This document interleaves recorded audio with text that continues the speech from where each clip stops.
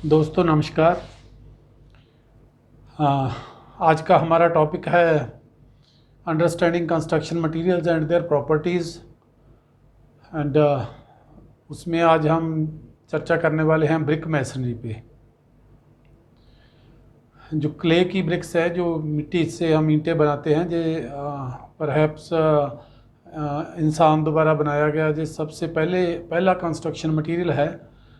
और जो बहुत एक सिंपल तरीका है जी, जैसा कि आप जहाँ एक पिक्चर में देख रहे हैं, ये इजीली लोग अपने जो रिक्वायरमेंट का, जो कंस्ट्रक्शन का जो ईंटों की रिक्वायरमेंट होती है, उसको पहले ऐसे ही अपने घर पे ही बना लिया करते थे। तो ये ऑल ओवर वर्ल्ड ये तकरीबन जो इसी मिलते जुलते साइज़ में सारे जो है ईंटें थ्रू आउट वर्ल्ड यूज़ हो रही हैं। और ये बहुत सदियों से होती आ रही हैं, कम से कम 3-4 हज़ार BC पूर्व अनुमान है कि ये तब से ये ईंटें कंस्ट्रक्शन में यूज़ की जा रही हैं। तो इनमें सभी ब्रिक्स में जो एक सैंड, सिल्ट और एल्यूमिना, जिसको हम क्ले बोलते हैं, और जो थोड़ी मात्रा में लाइम, मैग्नीशियम और ऑक्साइड्स ऑफ आयरन होते हैं। सम हार्मफुल इंग्रेडिएंट्स भी होते हैं। लाइम अगर एक्सेस क्वांटिटी में है तो प्रॉब्लम करता है। ऐसे आयरन के जो पायरेट्स हैं, पेबल्स हैं, अल्कलीज हैं, और जो रे कलर जिसको हम बोलते हैं, ये भी होता है, तो ये थोड़ा प्रॉब्लम करता है। तो ईंटों की जो प्राइमरी रिक्वायरमेंट होती है, इनकी डायमेंशंस का बहुत इम्पॉर्टेंस है। ये ईंटों का जो साइज़ है, जो इंडियन स्टैंडर्ड के अनुसार है, जो हमारी जो कन्वेंशनल ब्रिक्स हैं, उसमें ये 230 प्लस मीन्स 4 mm की इसमें वेरिएशन परमिटेड होती है। और जो इसकी जो विड्थ होती है वो 110 mm से प्लस मीन्स 2 mm, और जो इसकी हाइट है वो 70 mm प्लस मीन्स 2 mm इसमें परमिजिबल होती है। इसमें एक ईंट की जो डायमेंशन है वो इतना मायने नहीं रखती। इस तरीके से स्टैक में इसको चेक करते हैं, जैसे ये 1 2 3 4 ऐसे 4-5 ईंटों का, या नॉर्मली ये 20 ईंट हम ग्राउंड पे फ्लैट पे बिछा के इसकी डायमेंशन चेक करते हैं। इनकी अगर ये इनकी डायमेंशन में वेरिएशन है, वैसे नॉर्मली एक जो हमारा जो एक किलन होता है, जहाँ उसमें जो एक लॉट का जो मटेरियल होता है, जो एक ही टाइम की कास्टिंग होती है, उसमें इतना फ़र्क नहीं होता। जैसे ये 2 ईंटें एक ही मार्का की हैं, इनमें कुछ ज़्यादा फ़र्क नहीं है, पर ये एक अलग है और ये अलग है, तो इनमें काफ़ी फ़र्क होता है। तो जिसमें ये आप इस पिक्चर में देख सकते हैं 6-7 mm का इसमें डिफरेंस है। तो ये इसका साइज़ ऐसे ईंटों को लंबा लेटा के जोड़ के हम इसकी एवरेज चेक करते हैं। इसमें परमिसिबल लिमिट होती है, पर जितना यूनिफॉर्म ब्रिक्स का साइज़ होता है उतनी कंस्ट्रक्शन अच्छी रहती है, जॉइंट्स अच्छे होते हैं। जिस तरीके से ये इसकी डिफॉर्मेशन है, ये कंस्ट्रक्शन में उतनी स्मूथनेस नहीं आती है। तो इस तरीके से जिस साइड में मैसन ने थ्रेड लगाया होता है, उस साइड में तो वो सारी जो ब्रिक्स का फेस होता है उसको मिला लेता है। तो दूसरे एंड पे जो अदर साइड होती है, उसमें ये सारी ऊंची नीची ईंटें बड़ी छोटी जो होती हैं नज़र आती हैं। ये आप अनइवन काफ़ी होता है, इसको जो प्लास्टर करना काफ़ी मुश्किल होता है। 2 बार में करना पड़ता है इसको। एक जिसमें एक कच्चा प्लास्टर जिसको हम बोलते हैं, पहले वो करके स्मूथ करके फिर उसको रफ करके दोबारा उसको करना पड़ता है। अदरवाइज़ तो ये उसमें नॉर्मली ट्रेंड है, लोग एक ही बार में उसको करते हैं, फिर वो थ्रू आउट लाइफ उसमें डिप्रेशंस नहीं जाते, पेंट पुट्टीज भरते रहते हैं, तो उसकी जो है वो फिनिश प्रॉपर नहीं होती। तो अगर आपके पास ब्रिक्स की प्रॉपर डायमेंशंस हैं, साइज़ उसका ठीक है, तभी उसके लिए आप इस तरीके से जॉइंट्स ले सकते हैं। वर्टिकलिटी, हॉरिजेंटल जॉइंट्स इनके तभी मेंटेन होंगे। स्मूथनेस जो है, आपके जो जॉइंट की थिकनेस है, यूनिफॉर्म तभी हो सकती है। अदरवाइज़ ईंटों का अगर साइज़ यूनिफॉर्म नहीं है तो मुश्किल होता है।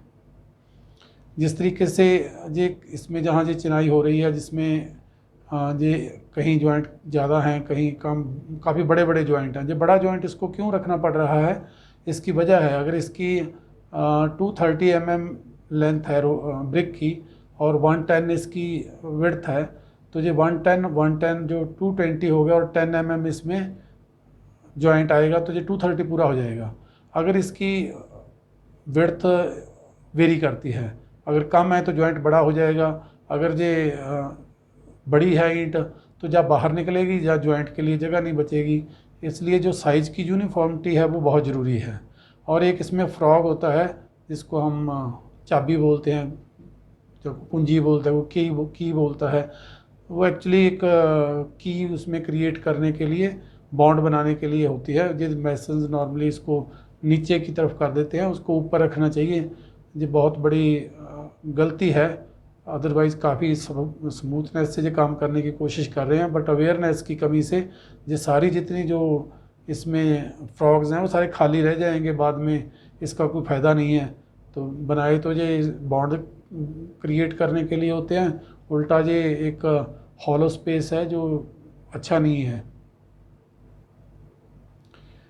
तो ब्रिक्स को समझने के लिए सबसे पहले ज़रूरी है कि उसके हम एक एक तरीके को देखें कि ये बनती कैसे हैं, क्या इसका प्रोसीजर है। वैसे तो बड़ा सिंपल प्रोसीजर है। ये एक अच्छी मिट्टी जो होती है, जो भट्टे वाले होते हैं, जो किलन के ओनर्स होते हैं, वो काफ़ी समय से काम करते हैं, उनको पता ही होता है कि कौन सी मिट्टी कहाँ मिलती है, ठीक है। उनके पॉइंट ऑफ व्यू से जो मिट्टी को भिगो के रखा जाता है, जब ये अच्छी तरीके से मिक्सअप हो जाता है तो इसको जो मोल्ड होते हैं। ये मोल्ड का जो साइज़ होता है थोड़ा बड़ा होता है ईंट से, तकरीबन 10%, 5 से 10% तक जो ब्रिक्स हैं वो टोटल प्रोसेस में श्रिंक हो जाती हैं। तो इसलिए जो मोल्ड का साइज़ है वो थोड़ा बड़ा रखते हैं। तो ये सारी इसमें इस तरीके से मोल्डिंग करके इसको ग्राउंड पे रखते हैं। जब ये थोड़ा सूख जाती हैं तो इसको इस तरीके से हवा लगने के लिए फिर इसको किलन में ले जाके इसकी स्टैकिंग करते हैं इस तरीके से। तो ये आप जहाँ पे देख सकते हो, ये इनका एक प्रोसीजर है ताकि ये ईंटें गिरे ना, और इसमें से जो हीट का जो सर्कुलेशन है वो प्रॉपर होता रहे। तो ये एक कलाकारी है। अगर इसमें एक्सपीरियंस लोग नहीं होते तो ये ईंटों की जो पकाई है, जो इसकी हार्डनिंग है, वो एक यूनिफॉर्म नहीं होती है, कहीं ओवर हीटिंग हो जाती है, कहीं कच्ची रह जाती हैं।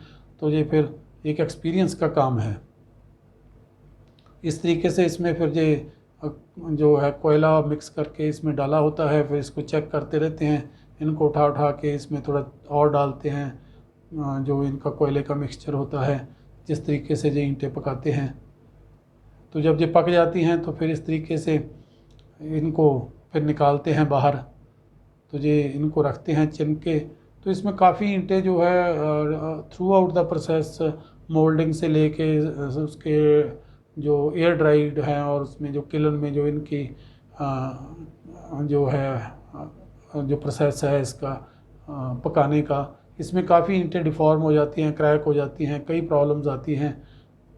तो ये इनका एक सिस्टम होता है कि एक तरफ से इसको भरते रहते हैं, दूसरी तरफ से निकालते रहते हैं। ये कंटिन्यूस प्रोसेस है। ये जहाँ से खाली हो गया, जहाँ भर दिया, ठीक है, तो ऐसे ही ये सर्कुलर उसमें चलता रहता है। तो ईंटों को टेस्ट करना जो है, जो बाद में पक के आती हैं, उसमें तो एक सिंपल से टेस्ट है। एक तो ये हम इसको साउंड चेक करते हैं, मेटालिक साउंड है, ठीक है।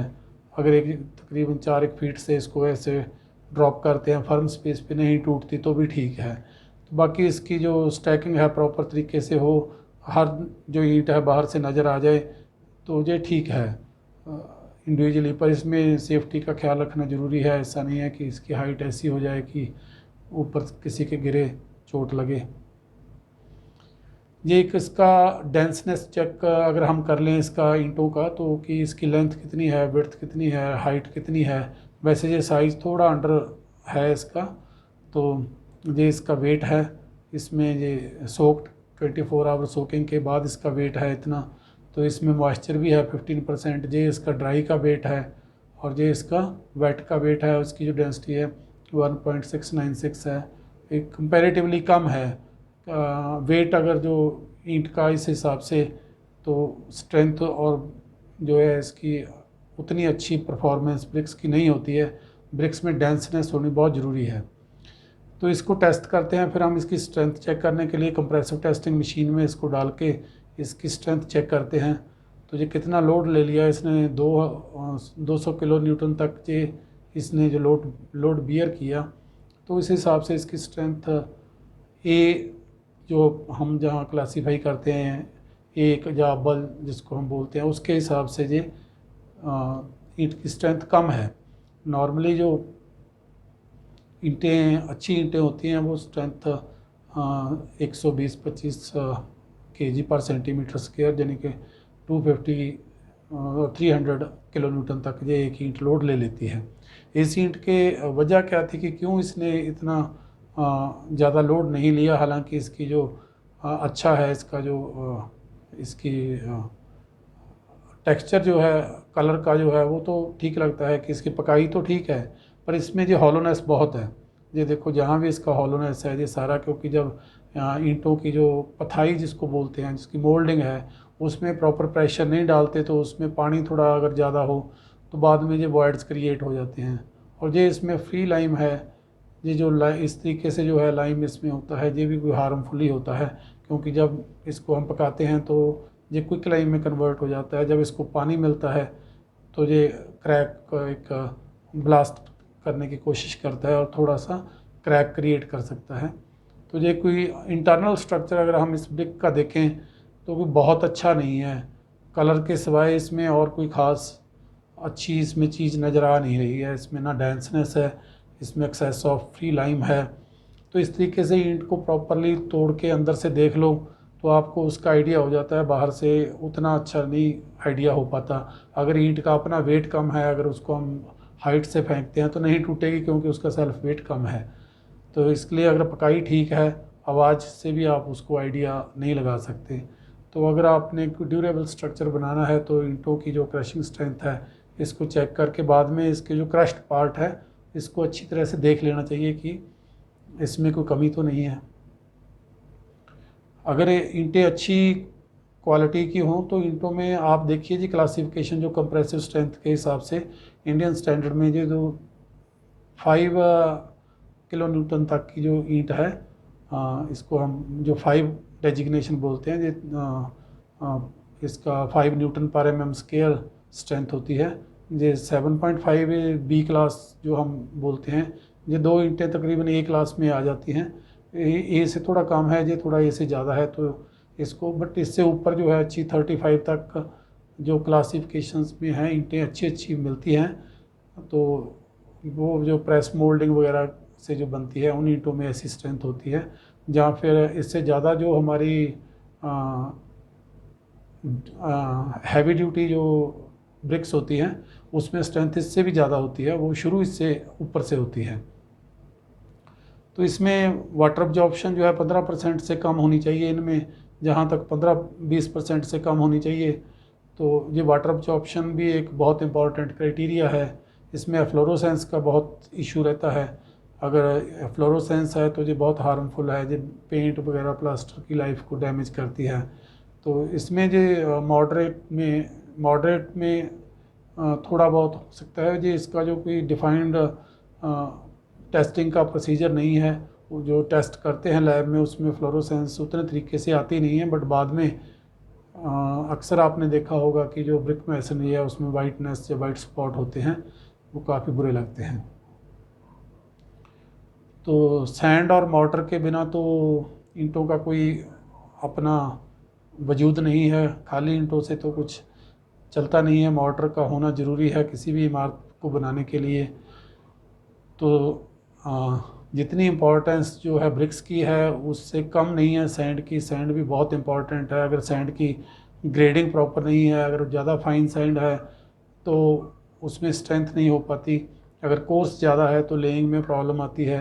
तो ये एक डिफाइंड ग्रेडिंग है इसकी कि नॉर्मली ये 300 माइक्रोन का जो सैंड होता है, अगर 600 माइक्रोन में से 100% भी पास हो जाए तो भी कोई बात नहीं है, और ये 300 में से 70 तक है, मतलब ये 300-150 माइक्रोन के बीच का सैंड होता है। तो इसका इसलिए जो FM इसको हम मानते हैं, हम 1.5 के आसपास इसका फाइनस मॉडुलस मानते हैं।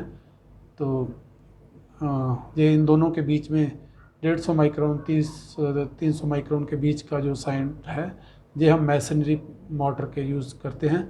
और जो प्लास्टरिंग के लिए है वो थोड़ा सा इससे फाइन होता है। तो नॉर्मली ज़्यादा फ़र्क नहीं है, दोनों सैंड एक दूसरे में हैं, बट थोड़ा सा उसको फाइनर साइड में रखते हैं ताकि प्लास्टर की फिनिश थोड़ी ठीक रहे। तो सैंड के जब हम मोटर में यूज़ करते हैं तो उसमें एक कंसेप्ट है बल्किंग ऑफ सैंड की। अगर सैंड थोड़ा गीला है 2% मॉइस्चर पे, जो इसका वॉल्यूम 15% बढ़ जाता है। इस तरीके से अगर 5% है तो 30% सैंड का जो वॉल्यूम है वो इंक्रीज़ हो जाता है।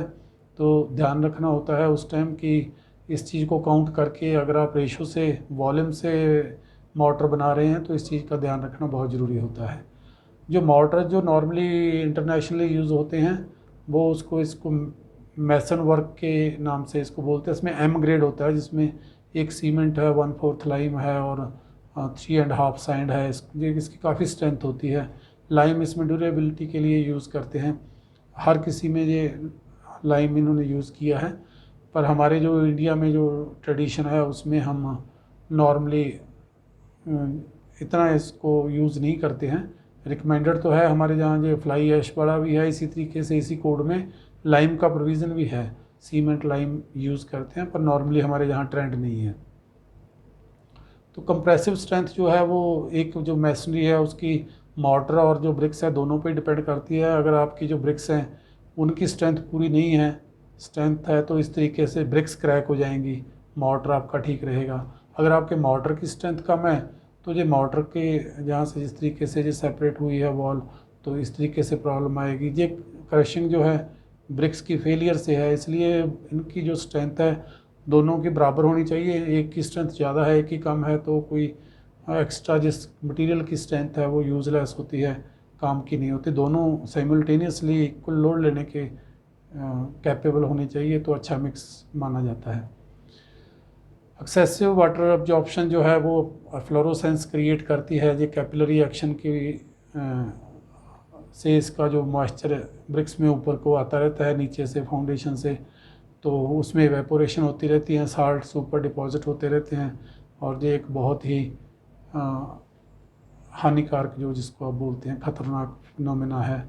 इसमें हम जैसे इसकी जैसे भी क्योरिंग करते हैं हम टॉप से पानी इसको इस तरीके से डालते रहते हैं, साल्ट सारे कंसंट्रेट होके नीचे जहाँ डीपीसी लेवल पे, जहाँ स्लैब लेवल पे, कहीं कहीं भी जहाँ पे ये पार नहीं जा सकते वहाँ पे एकमुलेट हो जाते हैं। बाद में जब इनको मॉइस्चर मिलता है तो इस तरीके से ये थोड़ा प्रॉब्लम करते हैं, क्योंकि जो इसमें एक्सपेंसिव रिएक्शन होते हैं, जो सल्फेट्स होते हैं सीमेंट में जो केमिकल्स होते हैं उनके साथ सल्फेट का रिएक्शन होके जो एक्सपेंसिव मटेरियल क्रिएट होते हैं जैसे जिप्सम वगैरह है, तो वो उस तरीके से ये जहाँ से मॉइस्चर इसमें गया, इन जहाँ से जो साल्ट थे ये इस प्लास्टर में आए और इस तरीके से ये जहाँ से ये जो है ये सारे एक्सपेंड करके ये इसकी जो है ऊपर से एक पिपड़ी तय बन के उतर जाती है। ये जो ईंटें थोड़ी अनबर्नड होती हैं, प्रॉपर नहीं होती, ये तो बहुत जल्दी डैमेज हो जाती हैं। तो जो इसी तरीके से जहाँ अगर आपकी ईंटें ठीक हैं तो ये जो इसका मोटर होता है इसको जो सल्फेट्स का जो रिएक्शन है वो बिल्कुल मोटर ख़त्म कर देता है। ये कोई बहुत ज़्यादा पुरानी बिल्डिंग नहीं होगी, अप्रॉक्सीमेट 20-30 एक वर्ष पुराना ये कंस्ट्रक्शन का काम है।